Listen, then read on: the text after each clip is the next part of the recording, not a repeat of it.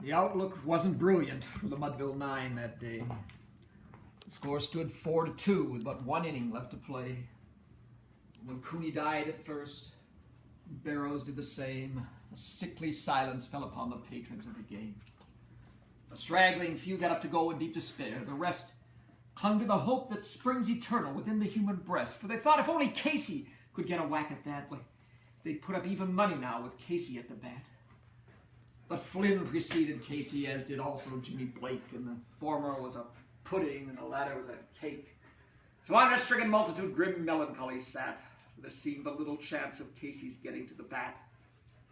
But Flynn let drive a single to the wonderment of all, and Blake, the much despised, tore the cover off the ball. And when the dust had settled and they saw what had occurred, there was Jimmy safe on second, and Flynn a hugging third. And from that gladdened multitude went up a joyous yell. It rumbled in the mountaintops and rattled in the dell. It struck upon the hillside and rebounded on the flat. For Casey, mighty Casey, was advancing to the bat. There was ease in Casey's manner as he stepped into his place. There was pride in Casey's bearing and a smile on Casey's face. While responding to the cheers, he lightly doffed his hat. No stranger in the crowd could doubt 'twas Casey at the bat. 10,000 eyes were on him when he rubbed his hands with dirt.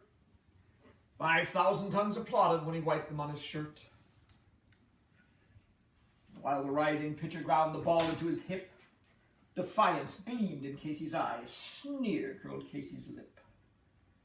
Now the leather-covered sphere came hurtling through the air. A Casey had been watching it in haughty grandeur there. Close by the sturdy batsman, the ball unheeded sped. "That ain't my style," said Casey. "Strike one," the umpire said. From the benches black with people there went up a muffled roar, like the beating of the storm waves on a stern and distant shore. "Kill him! Kill the umpire!" shouted someone in the stands. It's likely they'd have killed him had not Casey raised his hand. With a smile of Christian charity great Casey's visage shone. He stilled the rising tumult. He bade the game go on. He signaled to the pitcher, and once more that spheroid flew. But Casey still ignored it, and the umpire said, "Strike two!" "Fraud!" cried the men in thousands, and the echo answered, "Fraud!" But one scornful look from Casey, and the audience was awed. They saw his face grow stern and cold. They saw his muscles strain, and they knew that Casey wouldn't let that ball go by again. The sneer is gone from Casey's lip. His teeth are clenched in hate. He pounds with cruel violence his bat upon the plate. And now the pitcher holds the ball, and now he lets it go, and now the air is shattered by the force of Casey's blow.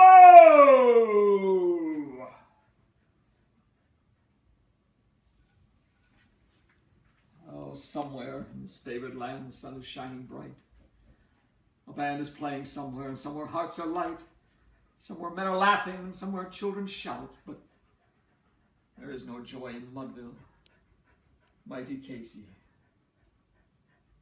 has struck out.